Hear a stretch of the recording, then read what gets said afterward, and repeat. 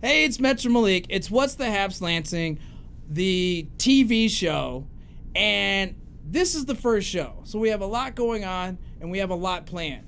Brian T. Jackson is my first guest, but because of certain details, work from home life, he had to bring his kids. So this show's kind of choppy, and we're going to have to chop it up a little bit because there was a lot of toddler interaction. So please bear with us. Please stick with us.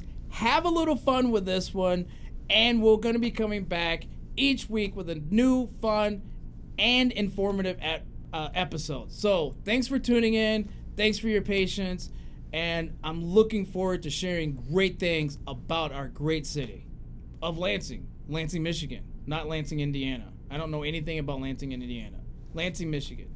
Cap City, L-Town, baby.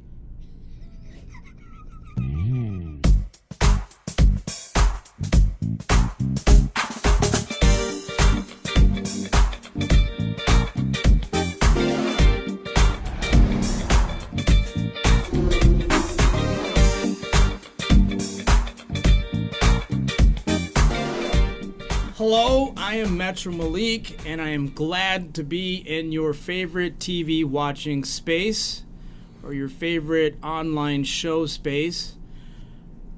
This is an exciting period of time in my life, coming back to do a television show. Having done one in the past, people have remembered Time Slot, and they had a great way of just walking up to me and only saying the words Time Slot. And I'm glad after all these years that it's still a happy memory in people's lives. This one is going to be the same yet different. We're going to be talking about things that are happening within the city of Lansing and also surrounding areas when it is necessary. And so one of the things that is going to be different about this, not only are we going to have fun people and fun things to talk about, but we're also going to talk about things that are happening in the city that is important to our everyday life and making sure that we're doing the best that we can to make the best future for the children. And you might see one of the kids that are in studio today. So with that, we will be talking to representative of police, probably fire, any civil service type agents that deal with the public, or agencies that deal with policies that deal with the residents of Lansing. So this is your show, Lansing, a community show that is highlighting the things that are going on in the area. So I'm very excited to learn. And with that, I have a neighbor in studio that I'm excited to learn more about today. And you may have seen him on the things and stuff, but we're going to allow him to introduce himself and share with us his story of Lansing. So I would like to present to you Brian T. Jackson. I was trying to do a sport thing. Thanks, Malik. My sports days are long gone, unfortunately. Well, you're still very active. Where was it? It was something, and I think you were talking to either a coach or a former coach or something like that. It was one of those walk-alongs. So sports is still very important in your life. I have a feeling. And you work out. Yeah, yes, sir. Pretty much every day, especially during COVID. I mean, what else is there to do? I ate ice cream. Oh, I do that too at night. Yeah, definitely one ice cream a day. So we have your... is this your youngest? I think? Yeah, this is Elliot. He's almost 2. And working from home, my wife works from home. She had an important meeting. I work from home, and it's basically I got to take him. Where's the ball? I don't know. I think he's looking at this thing, but I don't want him to touch it. Oh, the microphone. Hold on. Brian, while I find a toy for him to not play with, why don't you for those that don't know, introduce yourself. Have you lived in Lansing your whole life? Yeah. Let's start there. All right. So, born and raised in Lansing, went to the public schools, went to Sexton High School, graduated 2003, and played all the sports, did all the academics. Went to Western Michigan, where I did football and track there. Then transferred to Indiana State, got a degree in political science. then a master's degree in criminology, played a little bit of arena football, and then went to Washington, D.C. and did law school at Howard Law School. Met my wife and... At Howard? Yep. And then moved back to Lansing in 2013. So I was only gone from like 03 to 13. Where did your wife grow up, or where was she from? Originally Trinidad and Tobago, and then Brooklyn, New York from age 9 until she went to law school, and I took her to Lansing. So Trinidad to Brooklyn, how did you convince her, A, to stay with you, B, go to Lansing? I'm not knocking Lansing. No, However, I know you're not. You got the Lansing Made shirt on, so. Trinidad, Brooklyn, Lansing. Don't forget D.C. in there. Right. How did you? Well, I think it was just love, Malik. It was just love. So she did say she would not move until we basically got married or got engaged. So I know I was trying to get her to come because we were serious for some years before we moved. I moved first and got a job, and then she ended up, I proposed to her, and she came. Okay. So I guess it took a ring, Malik. It took a ring. You had to put a ring. You had to put a ring on it. All right. Respect. Has she been enjoying her experience here? Yeah. We have like a mixed kind of love-hate relationship with Lansing. Especially having a kid, we love it even more now. I mean, everything is very close. 20 minutes can get you anywhere. It's a big enough city where you have everything you pretty much need, small enough where, you don't have to worry about your commute and other craziness for the most part. Wintertime, though, we always reevaluate ourselves and say we want to move, but then spring comes just in time. Right. And we say we're going to stay. So I'm glad you were able to enjoy the space, because you are definitely one that are doing things in Lansing to make sure that it's good for not only yourselves but other people and then for the future. So let's talk about that. You're a city council person? Yes, sir. First term. This is year 3 out of 4. Fourth ward is the north and west side of the city, and been working on it, doing it. Everything is kind of a little slow, but fast. It's slow because we're not doing as many meetings and it's all by Zoom, but it's fast because so many things are going on right now. So, well, there's, to not get too deep in it, to run a city of 15,000 people, there's a lot of details on a normal, everyday situation, and then you throw in what I term the jackhole 2020, where you have COVID, you have the racial tension, the change, and people calling for change. And so movement in a city has to have its checks and balances, right? So I think people might get a little impatient sometimes, right? Yeah. So there is a lot of people with, concerns, rightfully so. Yes. And specifically right now, besides the pandemic, is the racial unrest. I'm sure we're all aware people are calling for, different police reforms. People are calling for leaders to do different things. And, I mean, people are working on it. It's just, that's what it is. It's work. And there's some proposals on the table. And right now, we're just trying to figure out what's best and how to get there. And everybody has different ideas of what's best and how to get there. So we have to work within the confines of kind of like the law and the way the charter's set up. And that's what we're trying to do. And finances. Yes, sir. And that is a major component. And we're not going to get too deep into redlining and things, 486. But that needs to be, I think the public needs to know, but because of COVID-19 and how that will be economically impacting our city, that things might slow down, right? Yeah. And change and not be as convenient as it has been in the past. Fill out the census, you still have time. Because that's very important too. We need to be counted. If the census, what people that count those numbers, and if that isn't as full as it can be, I know I'm taking off for a second, as full as it can be, that complaint that you're going to have 5 to 10 years down the road is because of what's happening right now. Yeah, absolutely. Census counting is very important for funding purposes all the way around.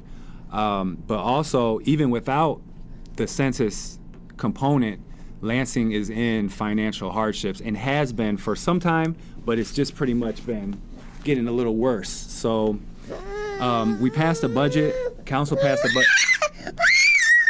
Buddy, boy, come on. You got one here. Daddy has one. Elliot has one. So Malik has one. One thing, so the budget was passed before COVID, and then since COVID, the mayor has made some adjustments, and the city council approved various deductions.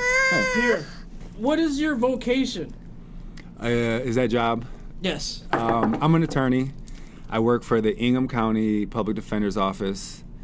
I carry a docket, a misdemeanor docket, and I defend people who's accused of committing crimes. Okay. So that's the day job. Yep, and it's pretty demanding, but I'm still able to make it happen thanks to mostly my wife and family being understanding. Is it crazy hours or? I mean, it's supposed to be 8 to 5, but sometimes you go more, occasionally less. Right. We have to work share now, so we have to take a little deduction out of our time. And has it been a lot of Zoom stuff? I mean, how court system now is kind of goofy, isn't it? Yeah, it's mostly Zoom, and but some are in person. So nonverbal commentary, but that goes. The reason why I'm asking these type of things, it goes to show the type of person that you are. That you were by vocation and by the choice. Being a council person, man, you go into politics, it changes your life on a public level. That can be challenging, and I applaud you for doing that.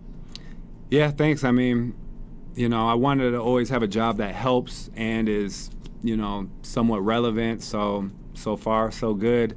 Been able to help a lot of people pretty much every day, helping people. Even if it's trying to get the fines lifted or whatever it is, explain them through it. Been trying to help people. City council, prosecutor's office, right? Public defenders. Public defender's office, and Big Red, sports champion. You have some awards on the wall still? Yeah, a couple. Some records? A track record, track and field. Yeah. Yeah. What motivated you to get into sports? Was it your parents? Was it you? Were you just curious? Well, that was the easy thing because it was always fun to be outside playing things with the kids, other kids, and then turns out I was pretty good, and then you just keep doing it, you keep liking it. I mean, it was either outside or go inside and, I don't know, watch what my sister was watching, Nickelodeon or whatever it was back then. I wanted to be a professional athlete. I always wanted to do something with sports. And then, when you don't make it, then you got to think of other things. Oh, so when you went to college, you played track? And football. And yeah. Football. Mm-hmm. And then you had aspirations to be NFL, or? Yeah, I mean, pretty much most of the Division I players want to, but only few make it. Yeah. But we all wanted to, and that's what we all work towards. And then only difference between me and other people is some people, that's all that they could see and didn't have any other plans. I, thanks to my mother, rest in peace, she said, Brian, have a backup plan and make sure in case you don't make it, make sure you have something you're doing. So I was always doing that as well. And then how'd you end up at Howard? Well, I did an undergrad at Western and Indiana State. Those are, what do they call them, predominantly white institutions, which was fine, got my degree. But if I was going to continue, I wanted to go to a HBCU, and I love Washington, D.C., so I wanted to go there. And I ended up making it and don't regret it one bit. And then what was your decision-making process to want to come back to Lansing as opposed to stay in an area like D.C. or go somewhere else? Yeah, so a few things, but one is to become an attorney, you have to pass a bar exam, which is state-specific or Washington, D.C. specific. And when I graduated from law school, I didn't have necessarily a firm job lined up, and I had to choose which bar I was going to take, so I figured I would go home because I know people, and I know I'm connected, and I know I can do things at home. So I chose the Michigan bar, and that's how I got home. Okay, that's fair. Livelihood is important. And so what kind of things would you say to people that were visiting Lansing for the first time of how they should enjoy their experience here? Sure. Well, first I would say if you have a choice, maybe come in the summer. I mean, it wouldn't hurt to come in the summer because when it's wintertime, I mean, we're not like next to the slopes, or we're not in the wilderness where you can go do all these different outdoor things that some people like. So come in the summer, and when you come, So I'm going to have to interrupt you for the winter people. Uh-huh. There's cross-country stuff. Uh-huh. There's trails. You're an hour away from a slope. I mean, it's Kensington. not close, right? Mm-hmm. I mean, it's kind of... I get what you're saying. If it gets cold enough, long enough, you can ice fish. We have lakes. Yeah, like But- Lansing-ish. Winter in Lansing is different.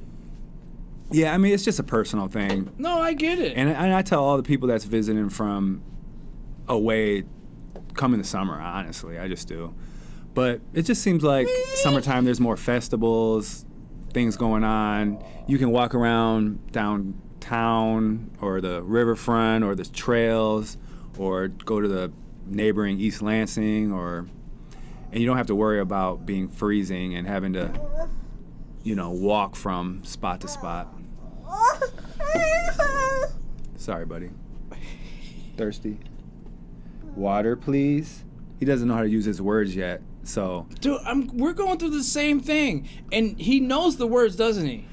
He knows it if someone says it, but I think his... Well, mine won't say it. Yeah. And he knows it. And it's one of those things where he'll grunt and then won't just say water, may I have a drink. And it's an interesting process. But I'd also add for people visiting to try to get with someone that's local because, they'll know a few more things. Because it's not... When you come to Lansing, it's not obvious on what to do. Some people think, like, I'm going to go downtown and I'll find things there. But if you go downtown on the weekend, unfortunately, you're not going to see too much unless it's a special occasion. So get with somebody local, Daddy? and they can help. We're doing a show. I'm Metro Malik with Brian T. Jackson, talking about the great things of Lansing. What would you like to see for the future of Lansing? Well, I would like to see, if I'm going to give a city council position, which I'm on city council, and I understand some of the workings, but if we could get our finances better, then we can do more things. So if we get a handle on that, which is very hard because we have all these unfunded legacy costs and all these different things that keeps eating away to our budget, but if that gets together, then we can do more programming, we can do what people want to see, build community centers, all different things. But right now, it's about the finances. So on that point of view, I would like to see that happen. Honestly, I would like to see Lansing grow, too. I always wanted to live in a bigger city, and this is, I guess, a small mid-size. Mid? Yeah, mid-sized city. We're 5th in Michigan. Yeah. Yeah, you know, 5th. It's fine. I mean, people like small. We're people bigger like than big. Ann Arbor. But when you ask me personally, I like to see growth. So how would that growth work? Because we're not going to get larger as far as space. Mhm. So that means inside the boundaries, how... Yeah, come move to Lansing, people. You know, come check out what we have. Get our population from that 114 up. Maybe that'll cause some of our downtown to sprawl a little bit, or the buildings to go up. I mean, I like to see a big city. I like to live in a big city, and when you ask me personally, that's what I want. But as a city council person, let's get our finances together. Okay. So, I'm going to put you on the spot, but there's no wrong answer. This show that we're on right now, this is the first episode. And like I said, I wanted it to be important to the people. You're the people, right? When you take off your city council hat. What would some of the things that you would like to see on the show? Are you going to spill... Is he going to... It's water. I think Okay, it's that's fine. Okay.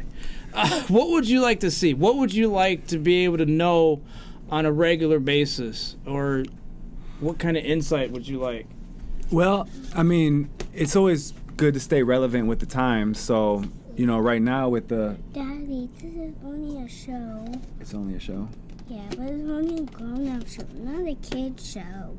Well, maybe kid activities. My daughter said she wants to see a kid show, kid stuff? But to keep it relevant to the time, so maybe people from the health department to talk about the pandemic response, people from the police department to talk about changes and reform, people from the administration to talk about what's new, because really the administration for the most part kind of like comes up with all the things, and then only some of those have to be funneled through city council, and the others have to be supported in the budget. But for the most part, a lot of the ideas and new ventures come from the administration, so maybe someone from the administration as well to show what's coming up and what they're working on and how they're adjusting to the times. All right, that is definitely on the list. Not talking to the mic. That is definitely on the list. The kid detail I hadn't thought about, even though I have children in my house. I was just focusing on, you know, what kind of changes were happening. This is actually empty. What kind of changes were happening within the city. So I like that. And maybe I can look at it in a way where, like, how would a tourist view it, right? You want to be on the TV show? No. You don't want to be on the TV show? What if we pause it? Bree, what? Hold on. What? How old? What grade? She's 4.5, and we were considering preschool, but now with the pandemic, we're just going to skip all the way till next year's kindergarten. Yeah, that's been a challenge. We've been trying to figure out how to navigate through that as well. We've got a 2.5-year-old, so obviously not kindergarten level yet, but like at what do you do and when to be able to get to the point where they are going to school, and then even how will that look? And unfortunately, it is the continuation of the big I don't know, right? I just had a conversation with Melissa Kaplan at Lansing Community College trying to put on an event. They had one of their events this spring cancel. They're trying to figure out, you know, what is a dance class going to look like come fall at the community college. Yeah, well, we know the COVID will still be here for the most part. There won't be a vaccine. I know there's a urge to open up schools so that people like us, well, almost you, but... Well, we have a 15-year-old and a okay. Yeah, so they can go back to school. 11-year-old. Like, how does that look going to school? COVID's not going anywhere. That's what some people need to really get a grip to. It's a virus. Once it's there, bubonic plague is coming back. I mean, what stuff is... Yeah, schools is... I mean, just our personal choice. We're not going to do preschool for all those reasons. I mean, that's a little different than kindergarten and beyond, where it's compulsory, but we're skipping it. Trying to stay safe. I get it. So that's another detail I think we as a city and a nation have to, a world, have to take in consideration when we're looking for change. And I'm not making it, this isn't an excuse making situation that I'm coming with. I'm like, look, there's a lot happening at once. Like, I remember one of my social media posts was like, COVID, wild, crazy mosquitoes bringing back something, and then the meth alligators, Godzilla the sandstorm, Black Lives. Yeah, they called the sandstorm that came across the ocean from Africa and got stuck in Texas and Florida. They called it Godzilla. I don't know where that came from, And I was like, this is a lot, right? And then people asking me questions that I haven't been asked in I don't know how long, all at once. I'm like, man, I need a break. I need to take a nap. It's too much. I had a business that was wrapped around events, right? That's what I promoted, and that's what I was putting on, and that's what I was helping other people do. And then when events was like gone, people were like, when are you going to do your event? When's 517 day? Well, 517 day on the calendar is May 17th. When the event going to be? Ask Big Gretch, because I don't know. I don't know. So I appreciate you being here. I hope that we can continue this conversation in the future and get down to details. This is basically an introduction, and it was something that I thought you would be a great person to bring on first because you're involved directly in city business, and me as a citizen, I don't get to see the same lenses that you see. You're able to see how it's run, top, middle, down, right? And so I hope that you will be able to come back and be able to start talking about things in detail, how things are progressing, how things are going, and how things are done. Yeah, absolutely. I'd love to come back anytime, really. And I apologize to you and the viewers. My kid's been running around here all day. I know we've cut a few times, came back, and we, all that stuff. So. Well, I mean, we're working from home, I got them. We got to bring home with us sometimes. Yeah, and that's what we had to do today. Your kids are adorable, and they're doing. Is that not a plug though? Because I can't see. I want to make sure. Okay, well, just checking. It's a plug, but he's not sticking his finger in yet. Oh man. You know what? This is a 30-minute show. The first one may not be that length. So, thank you. We're going to do this on the regular. We're recording weekly. We'll be coming through weekly. We'll have different guests. We'll do different topics. It's your show, right? So if there's something you need to know, I'm easily found. LansingMade.com, Lansing, MADE.com. My contact information is all over there. And the social media is Lansing Made as well.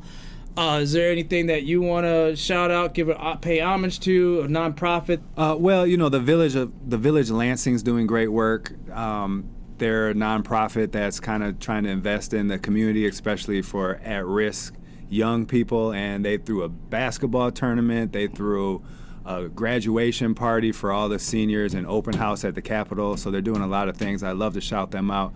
But also just want to tell everybody to, stay with your family, and during these times, put in all the time you can with your family, because you never know when you can get it back, and also what is even going to happen. So I just know personally we've been enjoying ourselves on the river trail, outside, and all those things. So I appreciate it. All right. And with that, thank you, Lansing. Thanks for tuning in, and we'll see you next time.